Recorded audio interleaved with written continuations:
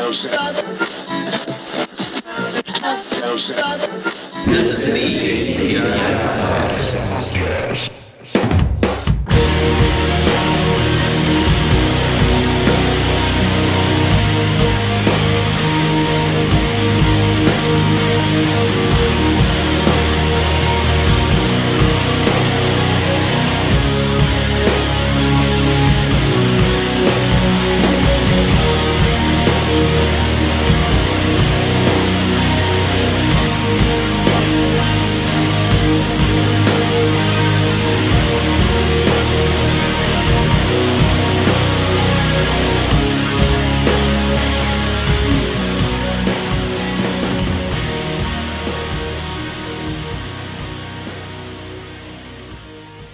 Hello, everybody, and welcome back to the ATI podcast. We're happy to have you all here live for our guest interview segment with Miss Maxine 13. How are you doing today, Maxine? I'm doing well. How are you? We're doing well. Thank you very much. Great. Before we started recording today, I realized that you are technically our very first female guest on the show. Which is crazy. So, no pressure at all. Say about you guys. Right, that's what I'm saying. I'm like, oh, God. Believe me, it was not. It's not intentional, I promise. Yeah. Right. This is our first season back at doing the podcast thing. We started this actually in our early 20s while we were in college, and kind of fell off the map for a while and got back at it. But you know, I don't think that we could have had any better female guest, I should say, for the show than you. And I am a fan of your artwork. That's kind of how I came to find out and discover you and want to have you on the show. And unknowingly, I guess maybe the first realization of your artwork was the forehands work that you did on the cans. Yeah, and, definitely. And I didn't know it was you at the time and put those connections together. But then later on, I stumbled upon some of your reels, some of your time-lapse reels of the artwork that you did of famous moments, I should say, in like AEW specifically. So like Eddie Kingston walking down with a gas can, Thunder Rosa, Britt Baker. So those folks were definitely drew my attention towards your work. And I'm a big wrestling fan myself. So I would imagine, obviously, you wouldn't do something like that if you weren't a wrestling fan as well. Yeah. So I'm a new wrestling fan. I kind of only got into it through AEW. My husband, watched WWE and stuff like that as a kid, and then he kind of fell out of it. And he started watching AEW when they started, I guess, what was it, like early 2019 or something like that? Yeah, started kind of checking it out over his shoulder now and again, and then, next thing I know, we're watching it on Wednesday nights, then we're watching Wednesday and Friday, and then eventually I was like, hey, do we want to, fly to Vegas to go see Double or Nothing? And, whatever, I kind of, accidentally became a wrestling fan. It was not something I was ever really exposed to growing up, and it kind of happened. That's awesome. That's cool. That is a cool way to come about it. And you can share it with your husband, too, which is cool. You know what I mean? It's like a couple things, so that's even cooler. That's definitely kind of the relationship my wife and I have. Yeah, my wife was never a fan, and I kind of exposed her to it as well, especially when AEW started up. And now we have a son, of course, and he really likes it, too, so it's kind of something we can all do as a family. Yeah. We went out to the SmackDown show they had out at Enterprise just about a month or two ago for his birthday, and he had a really great time. Yeah. So, getting back into some of your... Go ahead, I'm sorry. Oh, I was just going to say, through the AEW stuff, that's how we kind of came across the local wrestling as well. And so we've hit up, the Glory Pro shows at South Broadway and then the Grandel shows through that as well. It's cool. Yeah. So as a part of, that leads me nicely into my next talking point, and that was that we got a little bit more familiar with your work, too, in the sense that we were a sponsor of the Grandel Wrestling event that took place up at Pops, the From Dusk Till Dawn event, and you actually did the, primary artwork. Which was incredible. Yeah, and that was really incredible. Yeah. Tell us how that came together for you, how you got that opportunity. So, Joey actually found me through the forehand painting that I did for their artist series, Hands. And so Citywide, Forehands and Citywide, they were sponsoring that initial Grandel show, and so he ended up using the painting I created as part of their promotion for the show. And then through that, he had seen that I was doing, a couple of those AEW paintings and reached out about it, and I was like, yeah, it sounds sweet. paint some wrestlers, create kind of like a almost like epic movie poster promo for the event, and it came together really well. Yeah, whenever I first saw the imagery, I thought it was actually a picture. I didn't realize it was painted until Joey pointed it out to me. I was like, "Oh my god, this is incredible!" It's incredible. Like, yeah, Right. I mean, it doesn't surprise me having seen your other work. There's a realism to it, but at the same time, like, you know, whenever you're just looking at something at a glance, sometimes you overlook, like, is this a painting? Is this a real picture? Right. But yeah, Yeah, just for really sure. incredible. And I know that they sold like T-shirts with the imagery on there. I believe your piece was already like pre-sold before the event even took place. The original sold. There are still prints available. Actually, I mean, I can show you what it looks like for anyone who's watching. Yes. But so there's still prints available, but the painting the original did sell. That's awesome. You can watch the whole process of the painting too on my Instagram. Oh, Yeah. I record like from start to finish painting it, which was like taking up so much storage on my phone. But Oh, I could imagine. to see it all come together. right. How long did it take you to paint that? It's hard to say. It's over several sessions. Sure. I mean, depending on the day, sometimes I'll like paint for like close to 8 hours, like full stretch.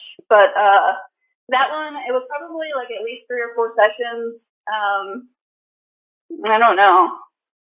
I mean, we're talking like definitely probably like 30 hours or more. Yeah. I guess. Overall, if you're talking like, not only are you prepping the canvas, you're sketching it out, well, planning the painting ahead of that. Right. Then getting it onto the canvas, then painting it, all the different layers, then preparing the canvas afterwards with varnish, wiring. Yeah. Yeah. Yeah, some people, especially like whenever they're kind of just an introductory level, getting into painting and stuff, they don't realize like how much time they're going to be taking with like even a simple thing like drying. Right. You know, you can't just like blow through a project immediately. So, Yeah. you know, I was fortunate enough to get a art scholarship and had an opportunity to go to the Missouri Arts Association. And, I kind of started with painting and stuff myself. So that's in part, why I feel like I really like your work, because I know that the skill that it takes to do some of that stuff. Right, to achieve that. Even that close. Right. But I just know that there's a lot of hard work that goes into that for sure. And, what originally drew you to, painting specifically as a medium and doing your artwork? Yeah, I have made, art of some sort kind of for forever. But I always really loved, all the Renaissance paintings, just oil painting in general, visiting the art museum and just seeing like all the amazing figurative work there. So I had initially kind of done a lot of drawing, mostly portraiture, usually just using pens. And eventually, I guess maybe kind of like late 2017 into 2018, I started trying to teach myself how to oil paint.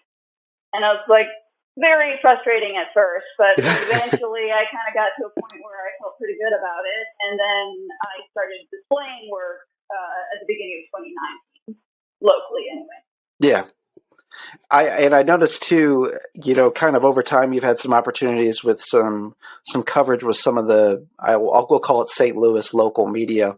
Like Ladu News, for example, there was an article featured on you in 2020.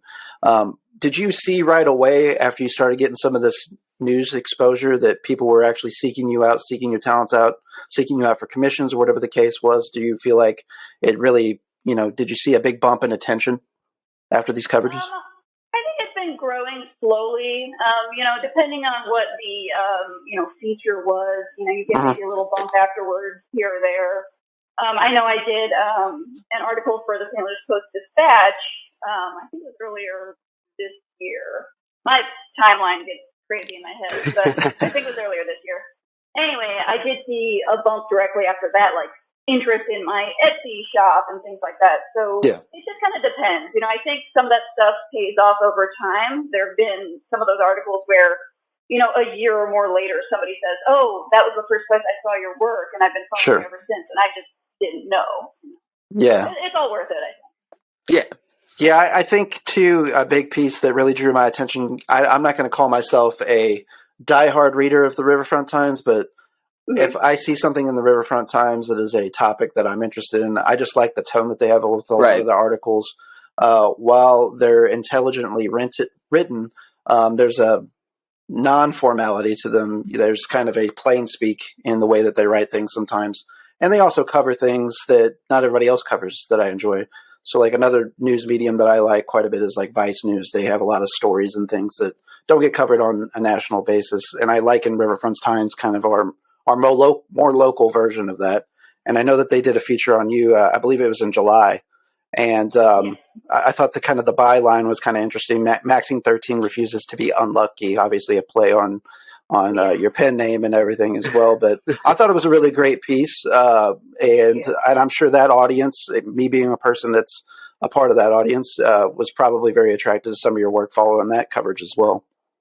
Yeah, that was a great one. I mean, obviously, I've got no say in how they choose to, headline any of these. Right. You're always kind of like, ooh, a little scared, like, ooh, what are they going to say? How are they going to do this? But that one I think was, probably up there as one of my favorites. I felt like it captured everything pretty well.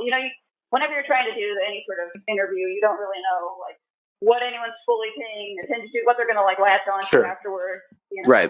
But that one I really liked. Yeah, and I also like the fact that they showed quite a variety of your work as well, or featured plenty of pieces too to give people an idea of what you do and what you have to offer with your talents too. So, but kind of too, in looking at some of your artwork, I can see a lot of different things that my mind immediately goes to. I don't know if they're direct influences of yours per se, but one reason I do like your artwork specifically is because it reminds me so much of a lot of the old style movie posters and marketing that used to happen in Hollywood. Right.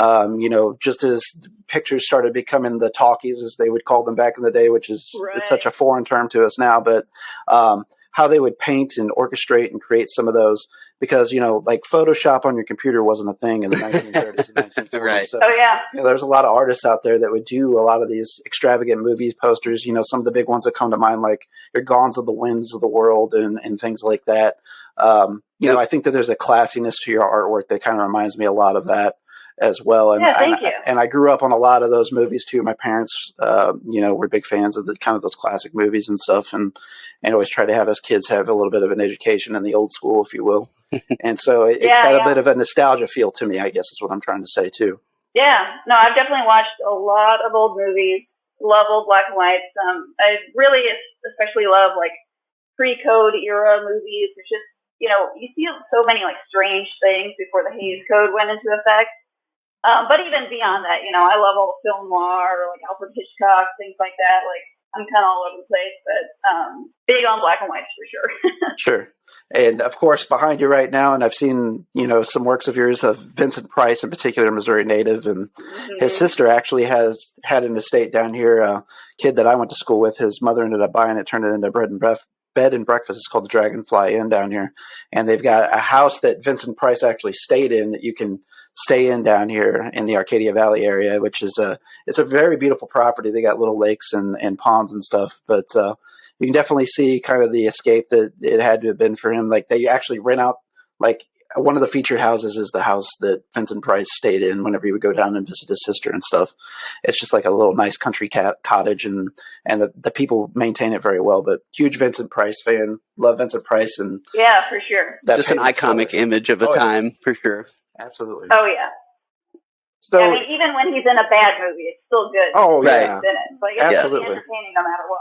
Absolutely. Yeah. I think kind of like recently, what's kind of gone viral too is I think he did a reading on one of the late night shows. This is like right before he died, just like impromptu, did his whole Thriller monologue, and he did it like beat for beat, like spot on, perfect. Yeah. Like 10 years later, and it was just incredible. The talent that guy is. And Edward Scissorhands was like my favorite movie when I was a kid too. So his involvement in that too. Yeah. Was kind of, I guess, maybe my first remembrance and introduction as to who he was. But once I started kind of like learning his background, he was a Missouri native and that sort of thing. I don't know. I've always just been kind of attracted to that, and try to follow people from where I'm from. For sure. So I wanted to talk to you too, kind of initially in some of your paintings and stuff, whenever you started painting, were you going through any type of formal training or education as well that you could detail for us? Or was it just kind of a hobby thing that you took on and grew from there? Yeah, I'm self-taught. So it was just, I always created art. I just liked making things. I did a lot of drawing. I always enjoyed drawing faces. And with the oil painting, it was mostly, trial and error, just experimenting. And then, I'd look up tutorials. You've got Google and YouTube at hand, so you can just look up anything and everything you want. Yeah. And then obviously Instagram too, as that's become more and more popular, there's so many different painters on there that are obviously just completely amazing. There's so many different things to see. So yeah, it's just, I don't really have any sort of formal training. It's all just me, messing around. Which is even more incredible to me. To me. Yeah, no, it's definitely even that's more of an acolyte than being formally trained, in my opinion. But that's my opinion. Yeah, I always, don't get me wrong, there's those that, there's a formality to training in some of the arts and things like that that's to be respected and that sort of thing. And certainly, I have an appreciation for the reverence of the history of anything. However, when you're talking raw talent and self-training, that sort of stuff, that always to me is a little bit more amazing and impressive. Right. Personally, that's, just my viewpoint. Yeah. But I think it's like, I didn't think I was going to be an artist at first anyway, so I didn't really pursue that through school. So I was like, sure. No, it's the thing I just like to do for fun. Right, and right. then, eventually I'm doing it for fun, but I'm also making some money off of it, and it's kind of becoming a job anyway. So I was like, right. Well, why not really make this a job? Right. And that's cool because it's something that you enjoy. You know what I mean? Like a lot, that's what life's about. You know what I mean? Living, doing something that you enjoy. Yeah, there's so many people punching a clock and earning a living through things that they don't enjoy. Right. I mean, and for you to turn it into a business, quite frankly, is fantastic. And, kudos to you for sure. Yeah, absolutely. Thank you. Was there any, champions or mentors that you had along the way that you would say that really, helped you along in your painting and outside of just your self-taught aspects? I'm sure even now in the, more recent couple of years that you've been on kind of some of the show circuits and that sort of stuff, there's been people that perhaps you've learned stuff from. Yeah, I mean, I'd say overall, like the St. Louis art community is really, really supportive. That's awesome. I mean, it honestly makes me wish I had kind of gotten involved with it sooner. Right. Not that it's late per se now, but, sure. You kind of, if you're on the outside of something like that, you kind of think that like, it's not going to be that easy to just kind of like get involved. It's going to be a closed group to some extent.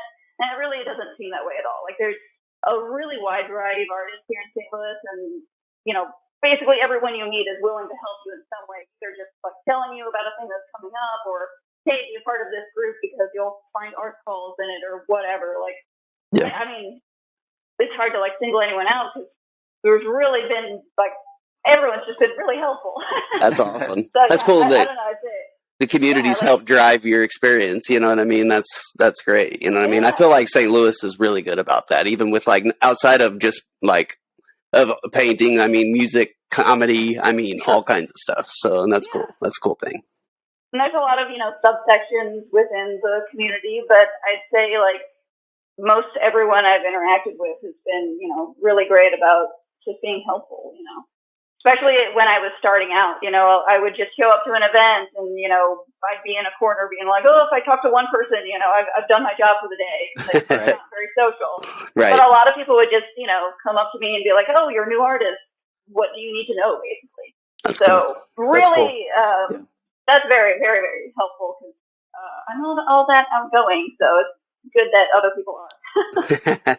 Well, you're talking about some of the collaborative efforts of, the art community and stuff. I know that you more recently have done a collaboration. It's through this Eyes collaborative project that's taken place, and you have a show tomorrow night for this as well, right? Yes. So how did that come together? Well, Eyes, a.k.a. Pete Walliger, he's a muralist based out of St. Louis, but he has done stuff all over really now. And if you've been around St. Louis, you've definitely seen one of his murals, whether you know who he is or not. He has the iconic eyes in his murals, usually in big elaborate patterns. And he did a collab show back before the pandemic, and I think initially was maybe planning to do that regularly, but obviously, COVID and whatnot. Right. So this year he decided to do it again. And he reached out to me and a lot of other people. He's got I think at least 20 local artists and then another 20 or so national artists all collaborating with him on various different pieces.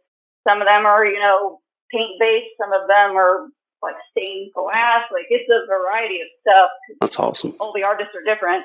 Mm-hmm. And yeah, it's opening tomorrow night. So it should be pretty cool. And where's that opening at tomorrow night? Yeah, it's at Vacancy Gallery in the City Foundry. So Okay. it's, I guess, kind of what's that, Midtown-ish? Right. Yeah. Right. Where that is? Yeah. And at what time is it opening? The exhibits? 7 if you have VIP tickets, Okay. and then 8 if you're just showing up, Walk in. Yeah, Okay. yeah. And then also they will have hours Saturday as well. I think it's 12 to 5, but it's opening tomorrow night. Okay. And I had noticed, too, anything that we're talking today with Maxine about, she's very good about putting up like time-lapse videos on her social media. So you can follow Maxine across all social media. She's got Instagram, she's got Facebook, she's got Twitter. I've personally stumbled upon Maxine stuff through Instagram specifically. That's where we frequent, as you've heard. Anybody who's listened to the show routinely, we're a little bit more Instagram active, but very good, Maxine, about putting up, time-lapse videos of some of your work, and in particular, this Eyes collaboration. There's some pretty cool videos there of you guys meeting and working together and collaborating and seeing some of those processes, those behind-the-scene things, which, you having learned some of your mentions in the conversation earlier, looking on Instagram and on social media and those things and using those resources, I think people can learn by looking at your social media, too. Yeah, for sure. There's a lot to see. Is there any kind of dream projects for you in the future as far as, is there a goal that you have or to collaborate with a particular artist, or where would you like things to go for you, Maxine? I'm not sure. I definitely want to do bigger work. I'm wanting to maybe at some point do some sort of mural. I don't know when or where, but that's a maybe on the list. But yeah, bigger, more high concept, just kind of expanding things, just making everything a little bigger and better, Right. Absolutely. Yeah.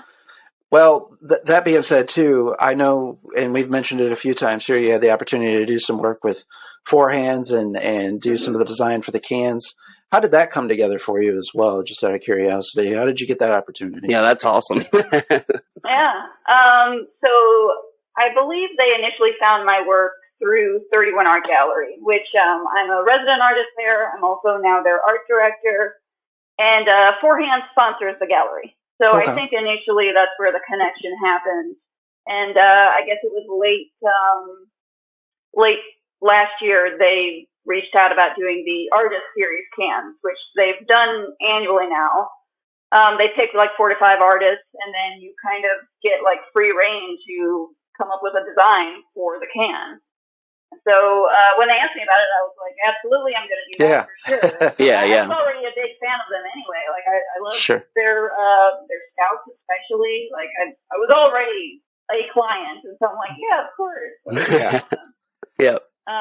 So I kind of went with wanted to kind of go an old style, almost similar to an old Coke ad kind of feel to the design.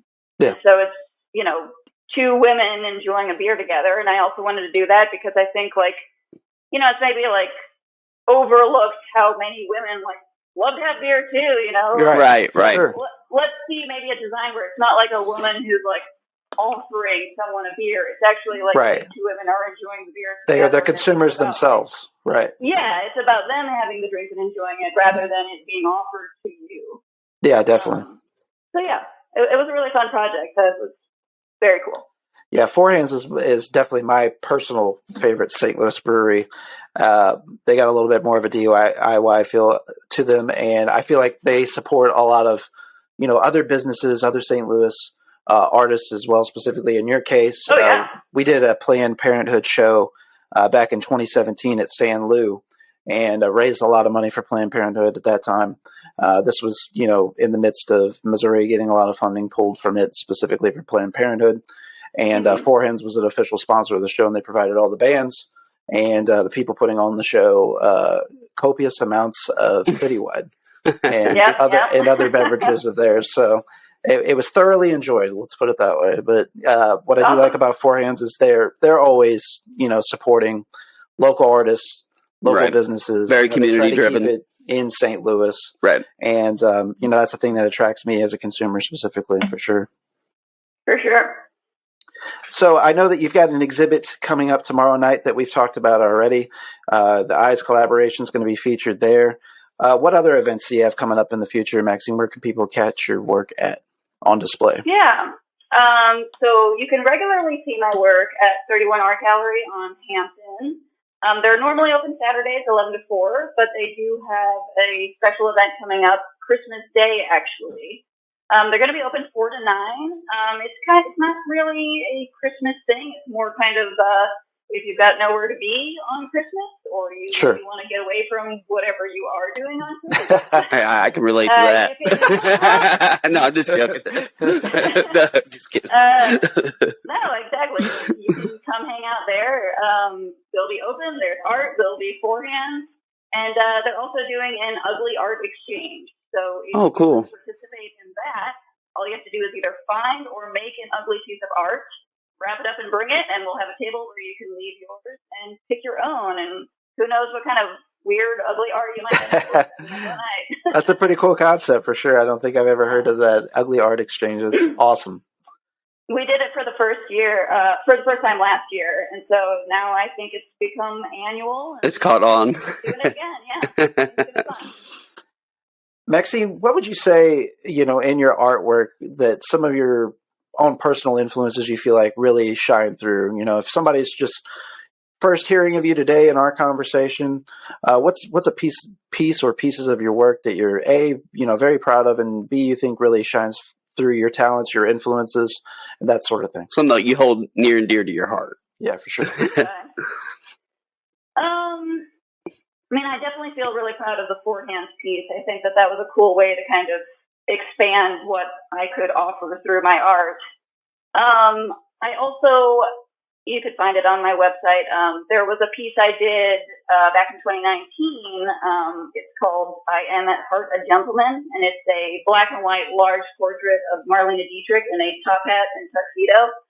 And even though it's kind of old now, and I look at it and I'm like, oh, I know I could paint that better, or whatever. My skills have improved since then. I still really hold that piece very special. I mean, it's kind of my studio mascot, I guess, at this point. That's cool. But yeah, Marlene Dietrich is kind of one of my old classic favorites, and I've painted her a bunch of times now. There's certain old movie classic faces that I just like to return to. And I really like. I think that piece was one of the pieces of art, at least the primary piece of art that was featured in your Ladu article as well. So if people go to it was. Yeah, if people go to Google and Maxine 13, if you're not real sure where to find her, if that's the easiest route for you, that's one of the first things that comes up is the Ladu article specifically. But some of the other things that I wanted to talk to you, Maxine, while we had the chance to talk to you, is I know that you do some commission work and that may be limited. Talk to us about kind of the commission process. I know, it's already the end of the year, so the hopes of getting something this year is not realistic. But, let's say somebody's looking at next year and they want to reach out to you for commission work. Kind of what are the parameters there? Yeah, so I actually have an option on my website where you can, I think it's under the contact section, you can request a commission. So it's a fairly simple form. You can fill out kind of what you have in mind. You can send me a photo, kind of describe your budget and whatnot. I take commissions on a much more selective basis now than I used to. Part of that is just, having too many projects going on and trying to be more selective about what I take on. And, sure. I think also just, there's a lot of people, a lot of artists in St. Louis who will do commissions. And so, if I'm going to take one on, I want it to be the right fit for me and something that I'm going to really feel invested in. Sure. So I also, if you look on my website, you can see past commissions. You can kind of get an idea of the things that I have been willing to do.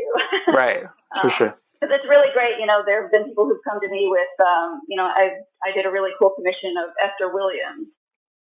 If you're unfamiliar with who she is, she's a very famous swimmer and diver who did movies I guess probably mostly in either the late 40s into the 50s, where she would be swimming underwater doing underwater ballet. Right. And so I was already aware of her, and I had someone ask me to do a commission. And I was like, that's awesome. That's perfect for me, Yeah. Whereas, there's certain other commissions where, maybe that's not the right fit for me. So it kind of just depends on what it is. Sure. Right. No, I could definitely see that being a perfect creative marriage anyways. And some of those old school, swimming synchronization routines and stuff that used to be in movies as well. She was a part of a lot of that. People don't realize. Like Busby Berkeley. Yes, absolutely. So, yeah, we've talked about the website a few times. Maxine13.com is where you can go to see Maxine's work, purchase prints, reach out to her about commissions. Don't forget the Etsy shop. And, of course, your Etsy shop as well. Yes. On your website, do you promote your upcoming events as well where people can catch your work at? I do. I have a section for events on there. I try to keep that updated. But if not, I'm most active on Instagram. So if you're trying to know, what's coming up right away, I'm more likely to be sharing, day to day on there what's coming up and going on. Right. And we mentioned it before, but Maxine, of course, is across all social media platforms. I know she's real good about having her website URL on those pages as well. If you want to jump from that, if you just want to go on there and kind of interact with Maxine, her work, just follow it as a fan. Great places to follow her on social media. As I mentioned earlier, Instagram's where I frequent. That's where I caught on to Maxine's work, and Maxine just told you that she spends most of her time there herself. So, Instagram is probably not a bad idea if you're a fan of that platform specifically. So, Maxine, I think you've got some other events in the future too. You mentioned the Christmas event specifically. Do you have anything planned after the first of the year, or are you just kind of laying low and see what opportunities come up?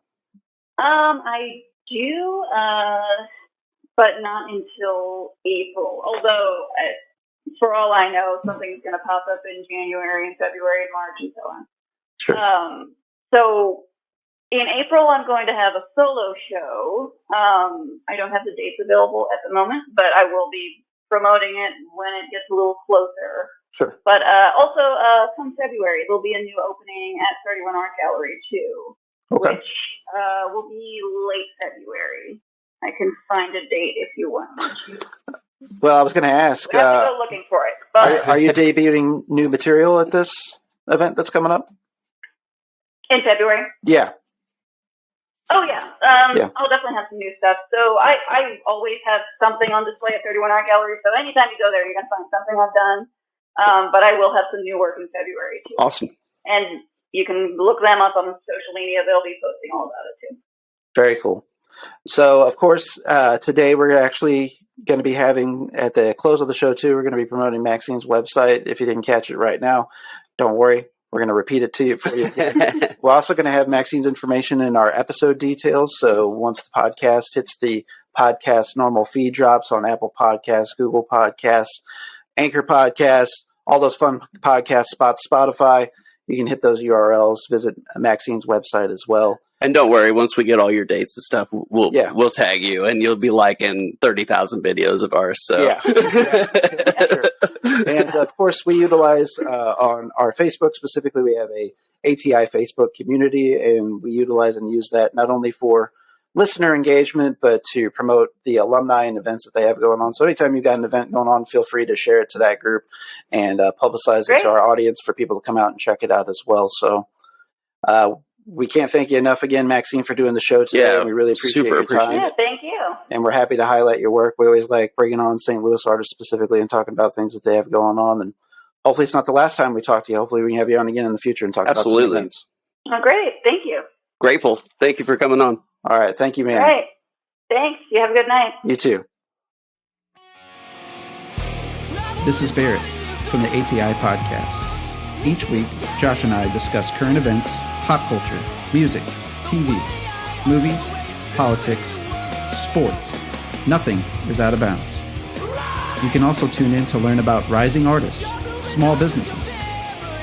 Whether it's music, graphic design, filmmaking, or even a brick-and-mortar mom-and-pop shop, we will be spotlighting folks and their endeavors. Listen to us on Spotify, Apple Podcasts, Google Podcasts, Amazon Music, Anchor, or anywhere you enjoy your podcasts. Just search ATI Podcast. We would like to thank you for your continued support, and as always, please stay safe out there.